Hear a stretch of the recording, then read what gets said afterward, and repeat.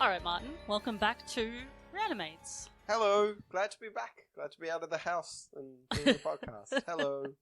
Yeah, I mean, for some context, how long has it been since you were last on the podcast? Probably. I don't know. It was last time we saw Harry, so it was late last year. Oh gosh. Yeah, when we saw Wizard of Gore, which I thought about a lot when we watched today's movie, Brutal, because they're interestingly they're both appalling. Spoilers, and you shouldn't watch them. But they're appalling in different ways. In that, like, Wizard of Gore was outright dreadful, but like really ambitious, but fundamentally could never have been a good film from the place it was starting from. Apart from the fact it's a remake of a shitty Herschel Gordon Lewis Gore movie from the 50s, it was just fundamentally a bad idea. This is like there's a competent script, and there's, a decent cast, and then it's really boring, but it looks like shit and it sounds like shit, so you can't sit through it. Yeah, we'll get into it, but this movie definitely felt like there was less love in it. Like Wizard of Gore, you can at least say that the people making it seemed to have a lot of ideas, and they seemed a bit more passionate about filmmaking in general as a medium. They had a lot of different stuff happening. This movie seems like someone went, let's make a horror movie. Let's do very much a paint by numbers sort of crime thriller thing. Let's it is crap that. out Yeah. a zero budget horror movie that we will get the money back because we'll trick people into thinking they're watching Hostel. And they'll accidentally rent the wrong thing from Blockbuster. That's what this is. It is very much of that era, yeah. So, I mean, if it's... I don't think it'll be a parrot because, unfortunately, that could be any number of movies. But we're doing Brutal from 2007, written and directed by Ethan Wiley, who wrote House 1 and 2. Yeah, and directed House 2. I like House.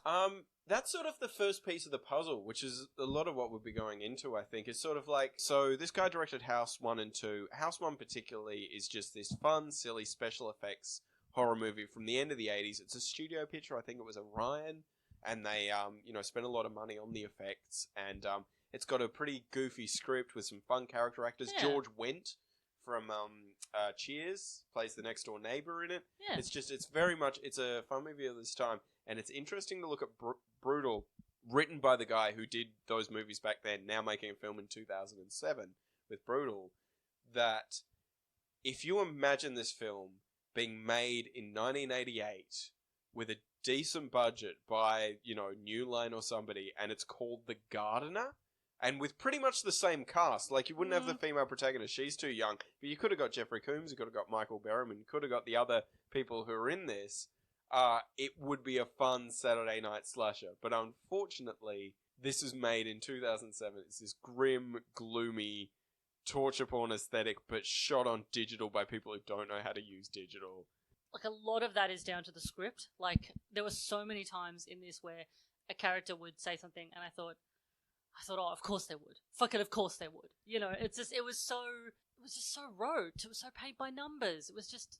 And so a lot of it's trying to be funny, and I think I kind of get where it's trying to... Like, it's honestly trying to be a comedy, but in the 2000s you weren't really allowed to be like a black comedy kind of horror movie. It wasn't as popular. I didn't think it was trying to be a comedy. Did you get that? Oh, absolutely. Okay, oh my god. As a spoiler, one of the deaths is a guy overdoses on Viagra before the killer can have a chance to kill him. Yeah. Like, there's a lot of those kind of things. The reason I can understand you not thinking it's a comedy and not getting out of it is genuinely, again, it's these boring reasons of it looks like shit and it sounds like shit, so you can't tell that's what's going on. It was only after I finished watching this film, I hated it so much, and then as the week went by, I thought more and more about it. I'm like, oh, I see what happened.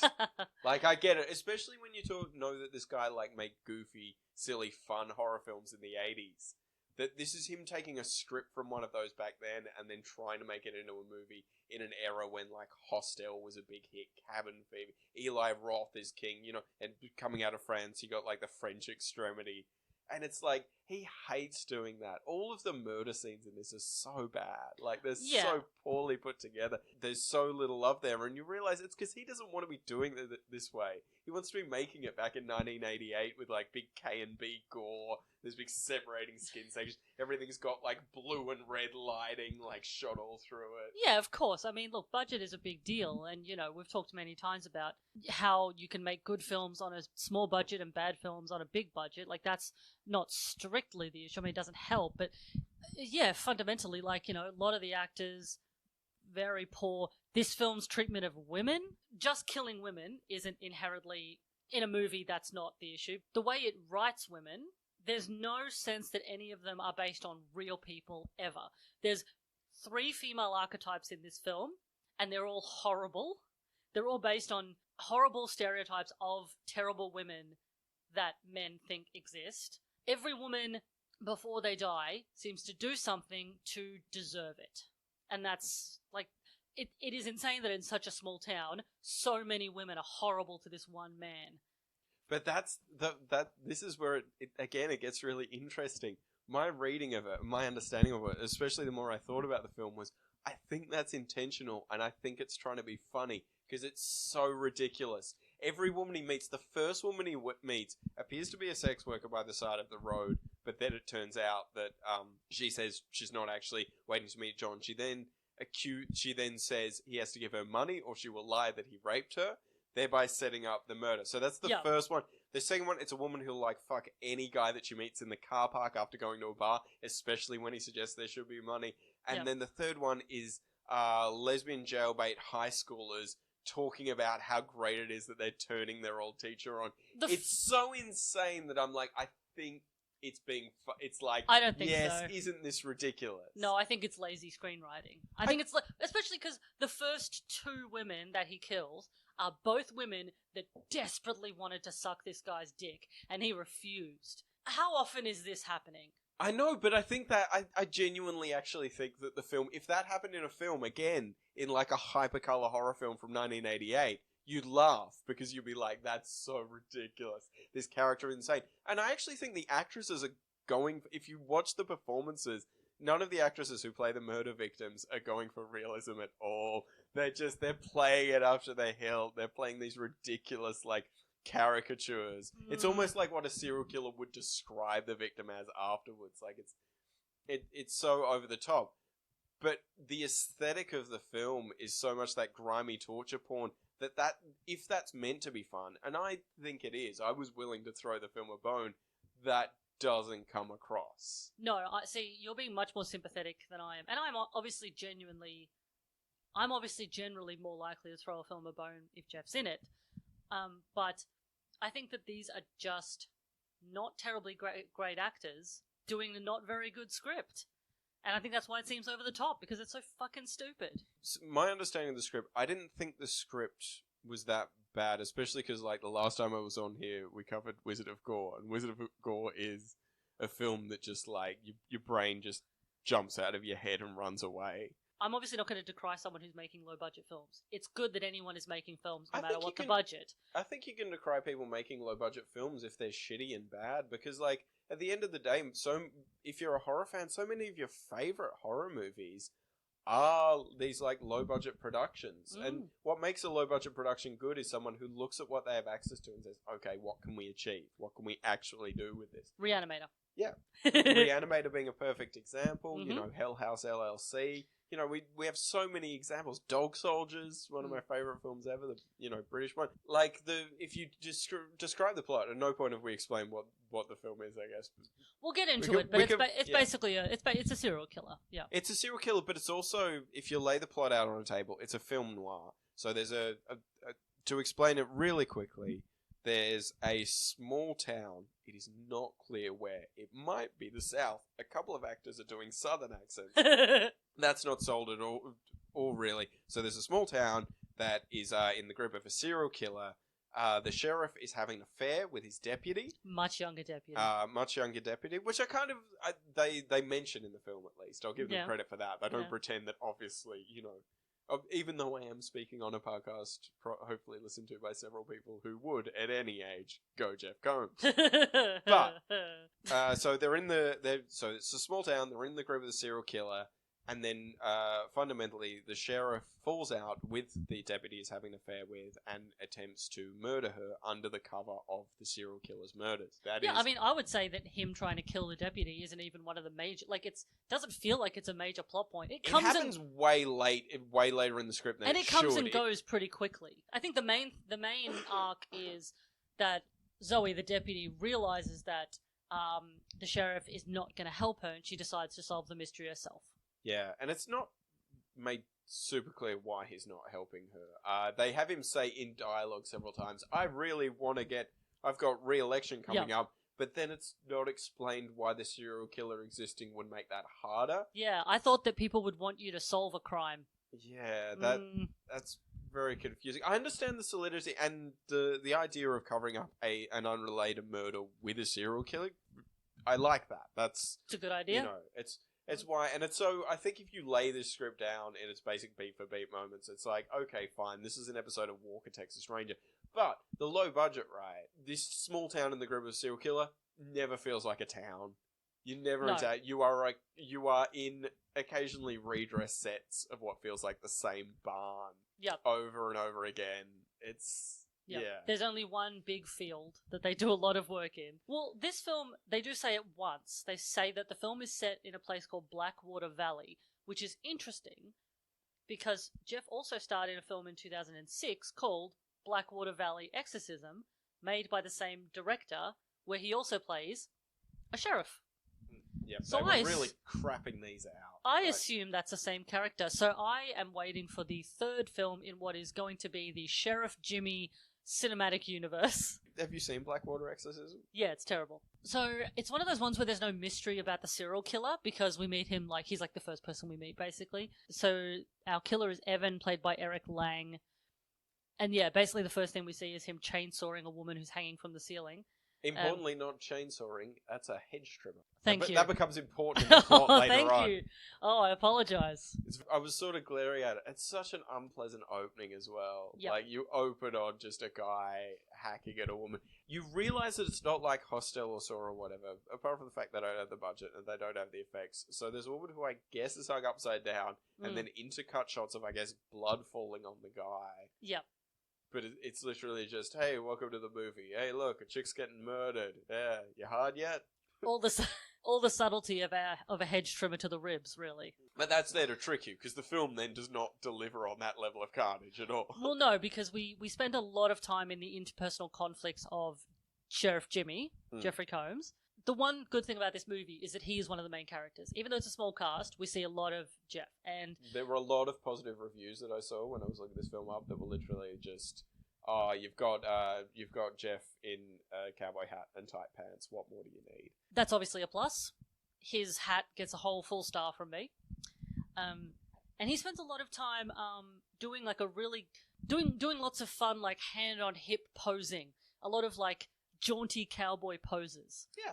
I won't say I reckon he was having fun here, because that doesn't necessarily come off, but I don't think he was hating it. You know, he's putting in a good day's work. He was getting a lot of lines. But the character wasn't interesting enough for him to have a lot of fun with it. It's not a particularly fun character. He's a shit bloke.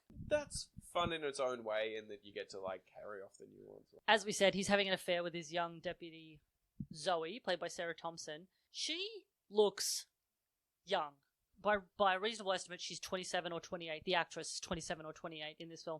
She doesn't look 27 or 28. She looks early 20s. She also isn't helped by the absolute fucking Halloween store sheriff costume they have her in. It's so tight. I didn't even know you could get official government uniforms that were so tight and flattering. And I saw it, and I thought, that looks ridiculous. And I had the thought, well, maybe, I guess there's a district in America where you can wear something like that. Then I thought, but if that's the case, you should have chosen to dress like somewhere else, because this is immediately ridiculous. Yeah, it looks like a stripper's outfit that is meant to look like a sheriff's deputy.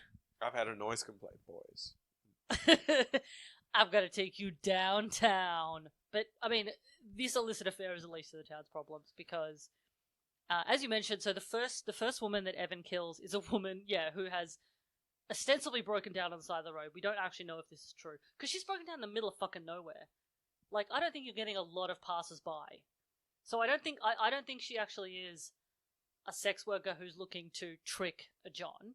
I think she actually did break down, and I think she saw an opportunity to fuck over this man. Okay. And obviously I don't agree. This is just what the film is telling me. She's desperate to suck this guy's dick.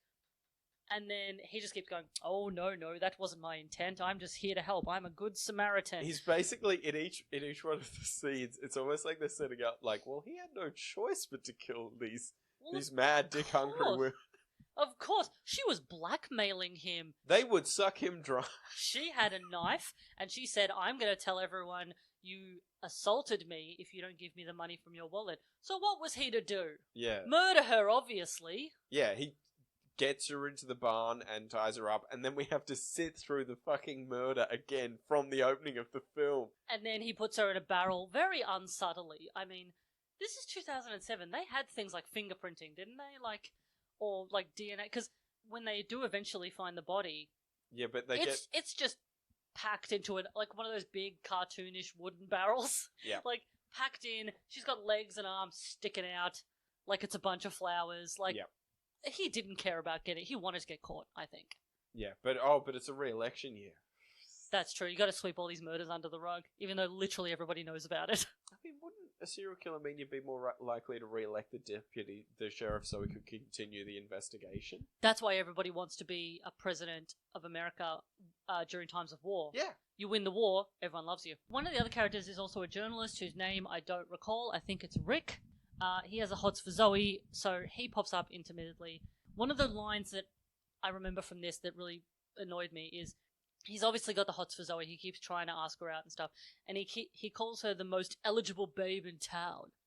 People don't talk like this. No human being says that to another person. Yeah. That's something that is written in tabloid magazines. No one says that. So the next death is the one you mentioned, where the guy who dies from overdose on dick pills. I will just point out that, I have no idea how old this couple is meant to be. It is not clear how old they are. It's even less clear where they're fucking. Yeah, it looks like a gym.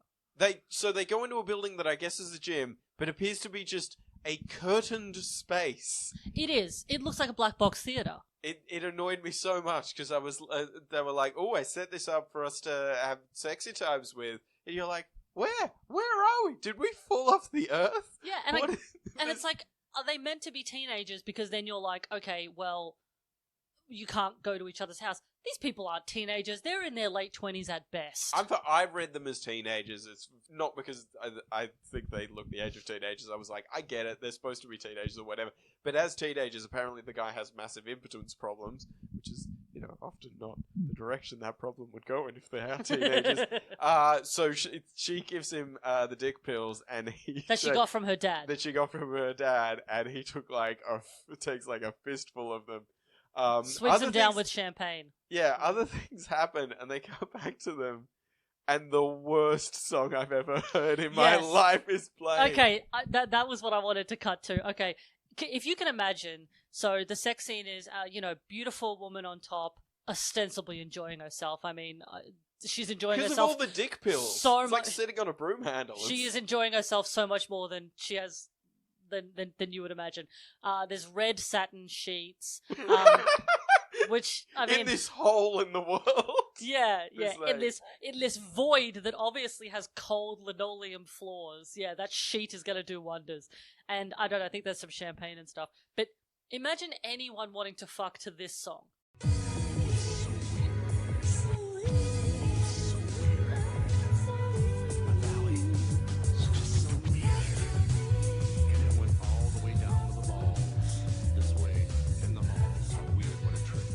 Oh, I don't even want to hear it alone in my apartment, let alone...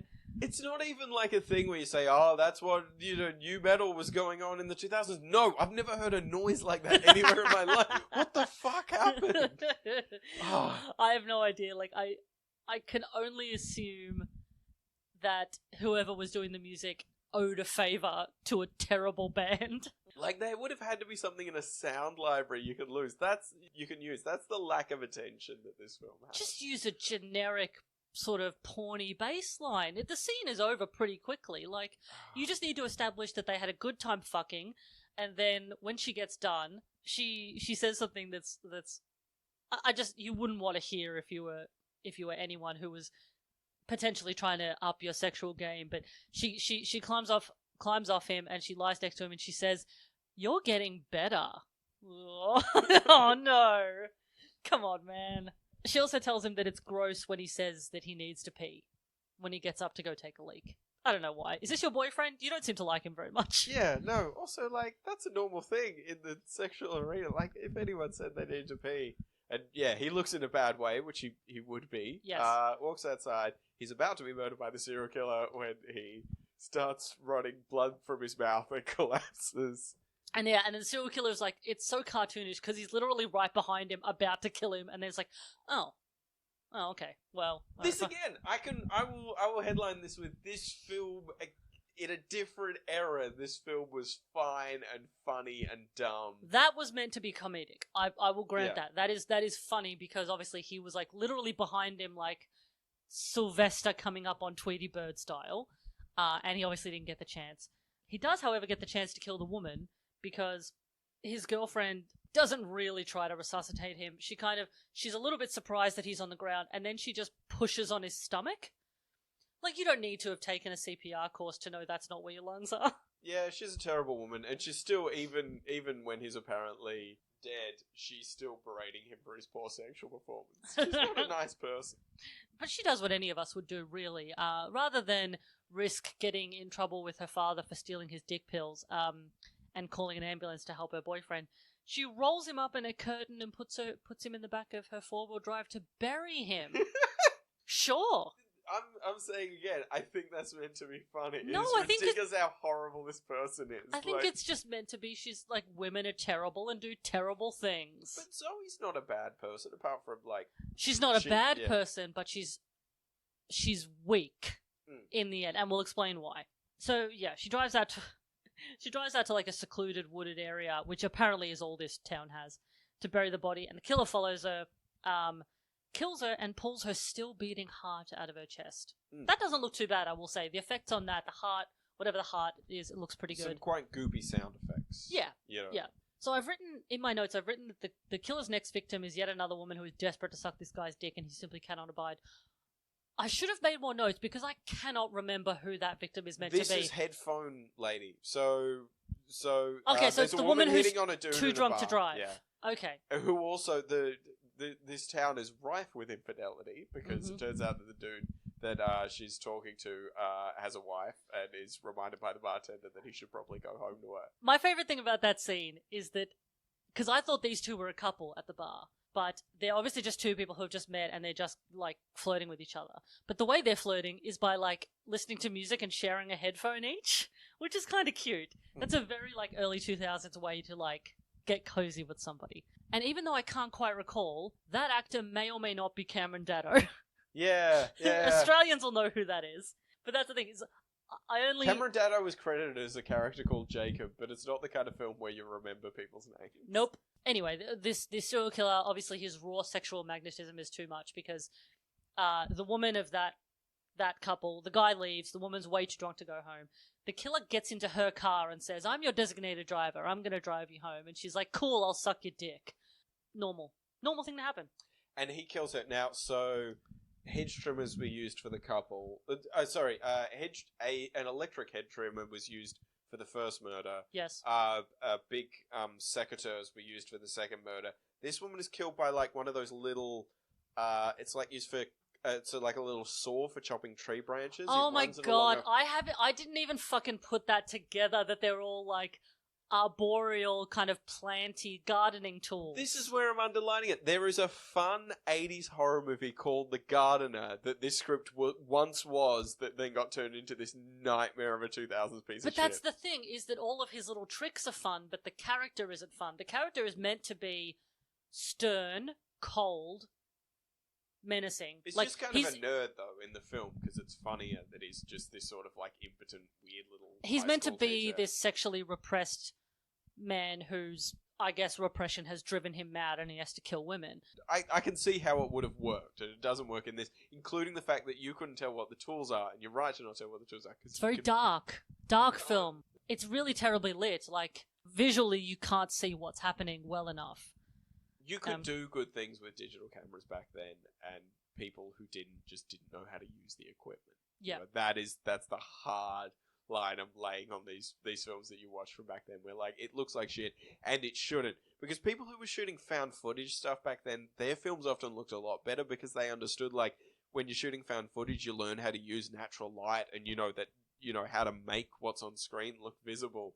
And the people making these like low budget things or whatever were just like, you just keep it rolling, it's fine. And it's not. Yeah. You get a headache watching it. Zoe is the one who eventually figures out that there is a link with this killer. Sheriff Jimmy obviously doesn't give a shit. He doesn't want to look into the murders too much. Again, it's a whole re-election thing. So Zoe's like, I'm going to have to do this on my own. And she spends most of the rest of the film working this out on her own, with some help. We'll get into it.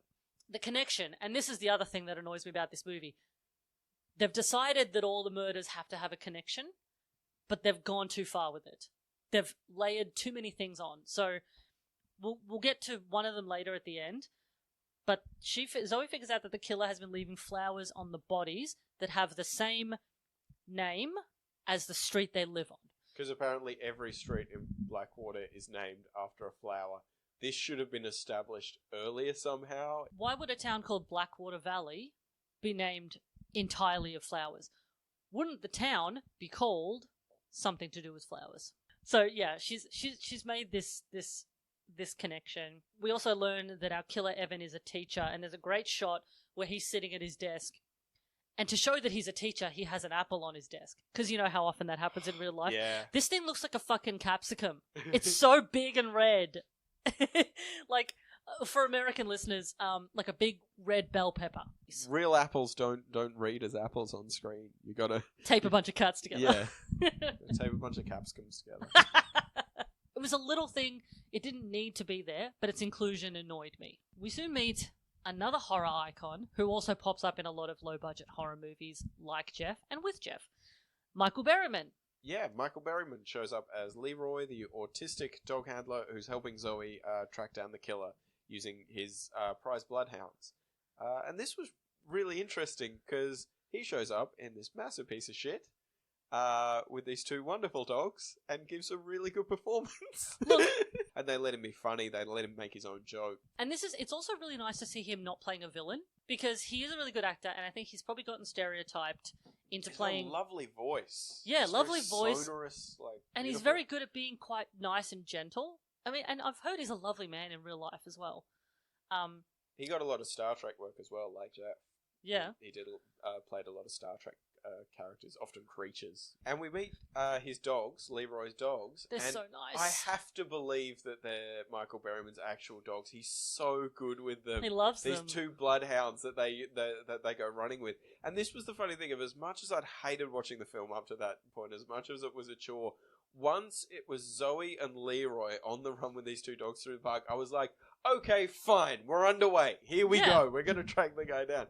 That doesn't end up happening, but for a moment, I kind of had hope, that like, and you realize that a better film would have just been these two characters searching through a forest and going through their character arc together. Because the scenes with them are really nice, and more scenes with just them together would have also fleshed out his character. He wouldn't have just been token autistic guy, as shows up in films sometimes, but he's really lovely, and he genuinely wants to help Zoe, because she goes to him for help because she knows he has these bloodhounds that can be used as like cadaver dogs, and he loves his dogs, and they're so nice, and nice big floppy faces. He agrees to help and find them. There's a bunch of dumb backstory behind it, but he agrees to help and find it when he learns that the killer may very well have been mutilating animals. Yes, yeah, he can't abide it. Our killer is, for some reason, constantly drinking and eating in the one bar in town. I have to believe there's only one bar in town. And he keeps going there, even though he appears to hate it. And everyone in it. I also noticed that he must not drink, because when he's sitting at the table and he's writing notes of some sort, and he's drinking a single glass of tap water with a little umbrella in it. He's a terrible customer. Yeah. Just an awful... He's not tipping fuck. he's very distracted by a pair of absolute slags. How very dare they, in public, not only are they slutty, they're lesbians. It's just these two women, two girls furiously making out. They're pretending they're just out of high school. They're obviously, as before, they are not. No. They are older LA actresses getting paid. Yeah, and they're furiously making out. One guy says it's disgusting. Another guy standing at the bar is like, I don't know, I don't mind watching them get it on. Yeah. This was another scene where I was like, this is pretty funny. Well, I think what's funny is the fact that the killer and the actor possibly has no reaction. Like these women are making out aggressively for ages, and this actor just sits there staring coldly, barely just very little reaction. I imagine that we're supposed to believe the killer is trying to disguise a no doubt disgusted erection. Yeah, but yeah. It's he just the way that he absolutely has no reaction is kind of funny, but also it feels gratuitous. These two women, like. I also like the next thing that happens, which is that a waitress sits down at the table with him and starts talking to him about her son's science homework. Yeah. While behind her, the fucking Girls Gone Wild 6 plays out. And she has this conversation, and then, again, because all the women that he meets are cock-slavering whores, you know, in the film's kind of parlance. Then asks him if he has a partner and if maybe he'd be interested in getting a drink sometime. Of course. Nobody can resist this average-looking man. Yeah, it's, again, yeah, I think it's going for a joke, but again, it's sort of like, it was afterwards, like, again, later on when I was thinking about it, I was thinking, that's kind of funny, but when you're sitting through it, you're just like, oh, fuck, I don't care, guys, I don't. I think a thing that I found funny is, I think it's when they're out on a search for a body. Jimmy gets mad at Zoe for acknowledging that they have a serial killer. He doesn't like the term and stuff like that. He starts talking about how, you know, it's a church-going, God-fearing town, whatever. And then... Which is not communicated, like you'd say, oh, but that's the veneer of the town. Of like, no, we didn't see that at any point. Haven't seen a single church in this whole place. We saw a street in the opening shot. That's all we know of this town. Yeah, no, I mean, judging by the characters, this town is a den of iniquity. It is an absolute harem. But she mentioned something about the BTK killer and how he was, like, he was on a community board or he was a pillar of his community of some sort. And Jimmy says, don't give me that university shit. The scene that really bothered me when it comes to Zoe's character, and I assume that this was to sort of amp up her sort of resoluteness, but Jimmy goes to Zoe's house. She's so happy to see him despite having just been yelled at by him. She's a bit of a dill pickle, but Jimmy breaks up with her. He's like, we can't keep doing this. I'm up for re-election. You're young enough to be my daughter, blah, blah, blah. She is beside herself. She says all of the token things that you would imagine she's going to say. I need you. Don't leave me. I just want to make you happy. Fucking yada yada. And it's kind of pathetic. Yeah. And at this point in the film, I thought we were supposed to be on board with this character. It's only happening to sort of push Jeff more towards the point he gets later in the film where he orders her murder. There is a scene especially where she says something to him like, I just want to take care of you. And he says, you really do, don't you? And he realizes that he has her in the palm of his hand. Like, anyway, those cruel lesbians from the bar decide to taunt poor Evan, taunt him with their sexuality. They lure him out to the woods because they're like, hey, you want to watch us grind on each other? 'Cause all men do, and we're going to show you. Because that's what lesbians do. So he's just a poor victim of their womanly wiles. What weapon is this he uses? It's like the thing you use to trim the top tree branches. It's like one of those long poles. Yeah, like, clip away. Usually when you're clearing them away from like power lines and stuff. Okay, because I don't know much about gardening, but you know more than I do. I didn't recognize these were all gardening implements. You know more than I do because I was just like, ooh, long sword. Like, yeah, because it's very long. Like, the pole that he uses is probably at least 7-8 feet long, and it has what looks like a scythe on the end of it. Yeah. It's terrifying. Anyway, he kills them pretty unceremoniously. There's no chase. There's no nothing. They're just dead. In order to get back on the dating horse, Zoe decides to go on a date with the town journalist that's been hounding her for a date. He cottons on to the fact that she's been stooping the sheriff, and he says this. But he just makes me feel safe. father issues? I mean, Daddy abandoned you when you were a little girl? Look, my mother raised me all by herself while still holding down a full-time job at the sheriff's department. Like, that's a weird leap to make, to assume somebody's complicated relationship with their father because they're sleeping with an older man. It's a fine leap, but maybe not a leap that you would make to someone that you were trying to, you know... And on a first date. Yeah, you're on a date with. It's very personal for a first date. It would make the date go badly, I would think. It's also very judgmental. Yep, so Jimmy decides he's gonna kill her, and it doesn't work because the thug that he hires to kill Zoe gets killed by the gardener. I'm not really sure why he does this. Is it because he wants to kill Zoe himself? Yeah, and the other guy's horning in on his territory. Unforeseen consequences. Because Zoe, because of the incredibly complicated reason that the guy's choosing his victims, the complicated ways of choosing his victims, Zoe was going to be next. Zoe confronts Jimmy. She eventually figures out who the killer is based on the flowers that Jimmy's kid put on the... Who cares? It's the golden ratio. Michael Berryman's character has OCD, which means he knows everything about numbers and is autistic. Yeah. This, by the way, is not how autism or OCD works. No. He knows everything, so he recognizes that the flowers are... The numbers of petals on the flowers correspond to the golden ratio. I looked it up online. It's not actually true. They fuck up the Fibonacci sequencing. Okay. The thing I don't understand is, what's the golden ratio? Because they're talking... I know what the Fibonacci sequence is. What's the golden ratio? The golden ratio is like the perfect extrapolation of numbers that if you plot it out, it creates that spiral. And so they say with like beautiful artwork, the most beautiful elements or the elements that you focus on are always within that spiral. Oh, is that like the thing that they always put on the... What's the... Vitruvian Man. Vitruvian Man. All I did was put my arms out a bit and you got that. Yeah, and so that's how he's doing it. This is a complicated way to choose victims, and also irrelevant because we've seen the town and there appear to be 6 people who live there. It has killed them all. But that's what I mean. Like, they didn't need the Fibonacci shit because they've already gone for the flower stuff. It's too much. They've gone for too much lore or too much reasoning behind it. They don't... This guy doesn't need any more mythos. We don't even know who he is. Yeah, I was zoning out pretty hard by this point.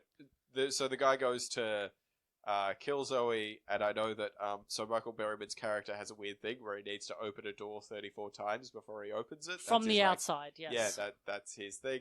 And so the tension in the final scene is Zoe's trapped in the room, she needs to be saved, and Michael Berryman has to do the 34 times. I didn't mind that. I thought that was, a fairly...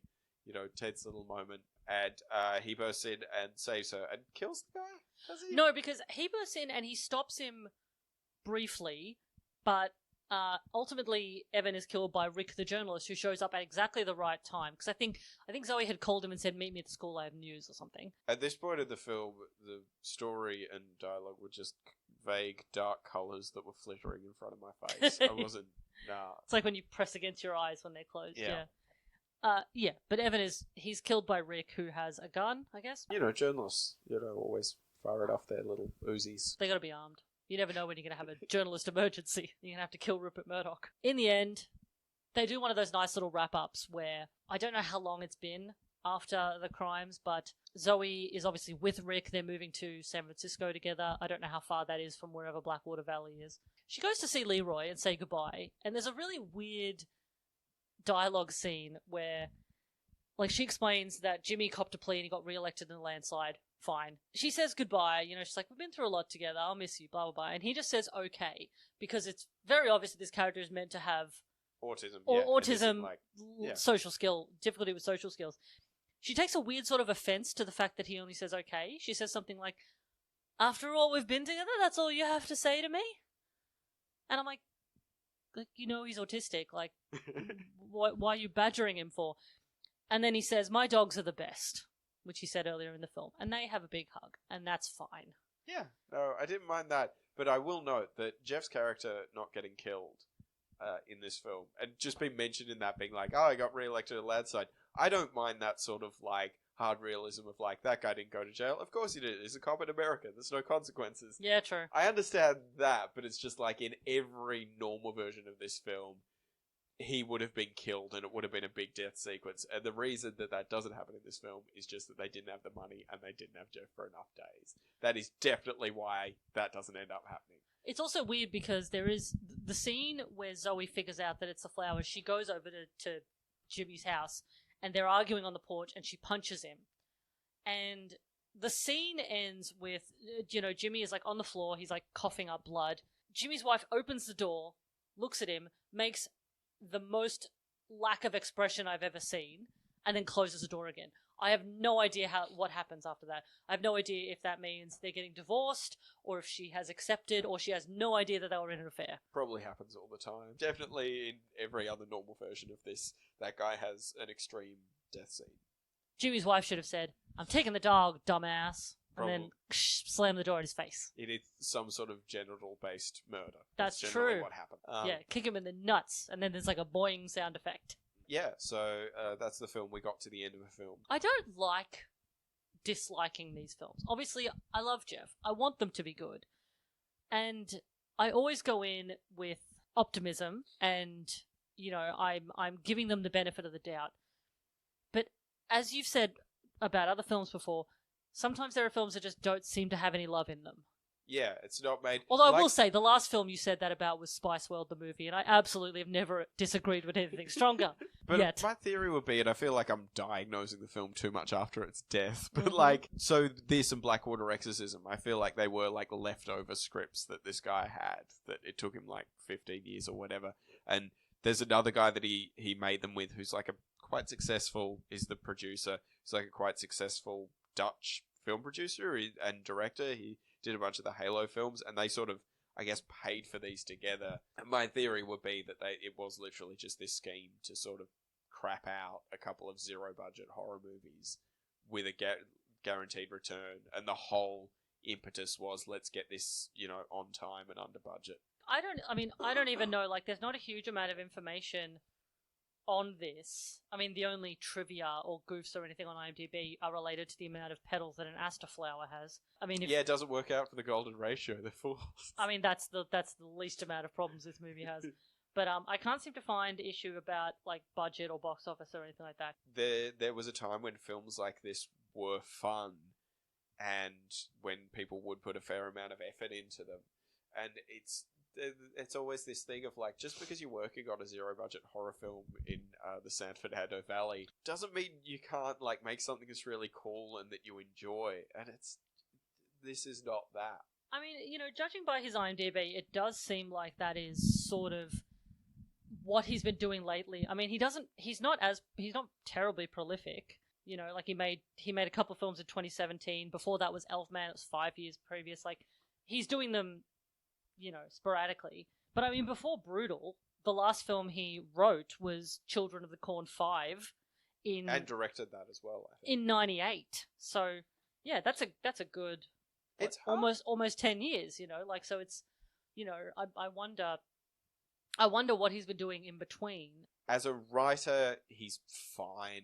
He was somebody who could put together this kind of thing. I've nothing, really against him on that score.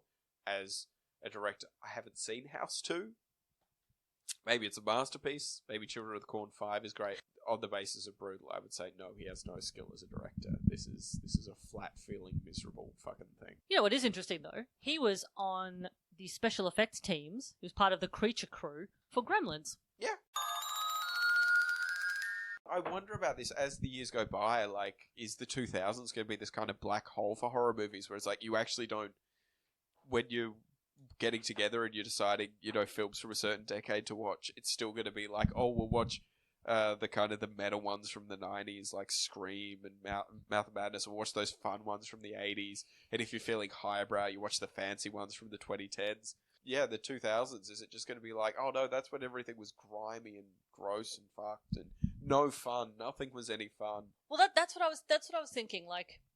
Every decade has its own sort of, not just aesthetics, but there are keywords that you can use to describe films from the 80s, from the 90s, from the 70s. They've all got things in common, and it's this was what was sort of quite popular at the time. It's what most of the best films of the time had, therefore it's, an archetype in that way.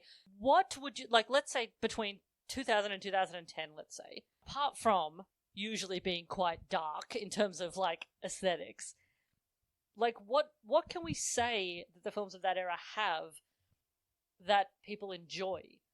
Because I just think I think that I don't. There's not as many. When I think about my favorite horror films, very few of them are from that time period. I really like the 2000s, but it's mostly foreign films. Like, foreign cinema seemed to... All those, like, Spanish ghost movies and stuff. You know, the French extremity films. They were really gory and fucked up, but also, like, fiercely intelligent and challenging. They were actually trying to do something, whereas... Like Martyrs? Is that French? Yeah, That's Martyrs. 2007, right? Yeah. And Inside, and, you know... Oh, Inside is very good. Very upsetting. Yeah, no, exactly. And that's a film that, you know, that does, you know, make you upset and things, but it's also... Yeah, the difference is, a lot of the films that you're talking about, you'd only ever watch once. No one's sitting down with friends to watch Inside. And Inside's actually an interesting example of, I think you can watch Inside a few times, because it is... If you break it down, it's a fairly straightforward house invasion effects movie. You know, so it is, you know, especially by the time you get to the end, when pretty much wall to wall is painted with blood. The intent seemed to almost be, with a lot of them, it was sort of like, can you sit through this? That's what they were all asking, was like, I'm going to show you something horrible happening for an hour and a half. Can you sit through this? And they were kind of throwing back to the 1970s, where the, you know, films like Texas Chainsaw and so on were very gritty and very grimy and down to earth. They were trying to get away from the more, you know, plastic stuff of the 90s. Often the thing that was missing from the films of the 70s was they were too dumb. You know, in the 70s, those films were like really ambitious and trying to achieve something. Whereas as much money as you spend on these, you know, grimy, dark films in the 2000s, there was, you know, sort of no joy in them. You know, just lifeless. And they were remakes. They were rehashes. There were so many of them. Halloween, Friday the 13th, Texas Chainsaw Massacre. We just did it over and over again. And that is what's happening at the moment as well. We're in a real weird spot where a lot of horror films are coming out. As horror fans, like, especially in Australia, we don't get a lot of cinematic releases for horror movies. But every one out of every 4 or 5 seems to be just like the latest reboot or the latest remake of an old IP. And it's like, who cares? Like, do they do well enough to justify bringing back fucking Michael Myers again? I mean, they must. Why would you do it otherwise? Though there's original horror coming out, it tends to be on streaming more, though. Yeah, or it's elevated horror. Though Elevated's, I think, having a bit of a backlash at the moment, because you haven't seen The Sadness. But The Sadness is real nasty, real hard to sit through. Oh, I've seen The Sadness, Martin. You don't know my life. It's the Taiwanese film that came out on Shudder. Mad Gods may be a nicer example. So The Sadness is horror, full-on torture, blood, awfulness, whatever. That is very much saying, fuck you, elevated horror. I just want to see something insane for an hour and a half. Mad God is that, but a bit fancier, and it doesn't make you want to, like, go and vomit in the toilet. Camp horror. That's one of the things that was kind of missing, was a sense of, like, knowing camp. Yeah, and it is hard to find these things, because as I said, we don't get a lot of... Australia's not making movies, and what we get from other countries. We don't get a huge amount of cinematic releases, and so the ones that we do get are usually the really big budget ones, or a couple of these elevated ones that do well in the indie cinemas. Yeah. I don't want the elevated horror trend to die, but it's a dumb word and a dumb idea for a thing anyway, because horror's always had, like, someone somewhere trying to, you know, do something. No, I think more intellectual, but it's a catch-all term for movies that don't have a monster per se, and it's more just about the monster is feelings. Yeah. The monster is depression. Everything's a metaphor, and they're not trying to tell you a story. Yeah, and you don't so much have a killer running through the woods as you have a woman walking through the woods being upset. Yeah. Yes. We could go on and on about elevated, quote-unquote elevated horror, but... Brutal certainly isn't that. No. Brutal is a broken elevator that is stuck on the ground floor and has mice living in it. Well, yeah, I mean, it's a film geared towards, like, oh, you've gone into your Blockbuster video in 2008. Oh, you want to grab that hostel, so you get it off the counter. Your friend at school said it's really fucked up. Oh, you get home. Oh, no, you rented Brutal. Oh, no. Oh, why does it look like you... Brutal is the Lee Carvello's putting challenge of horror movies. Oh, damn. It's so heartbreaking. Okay, well...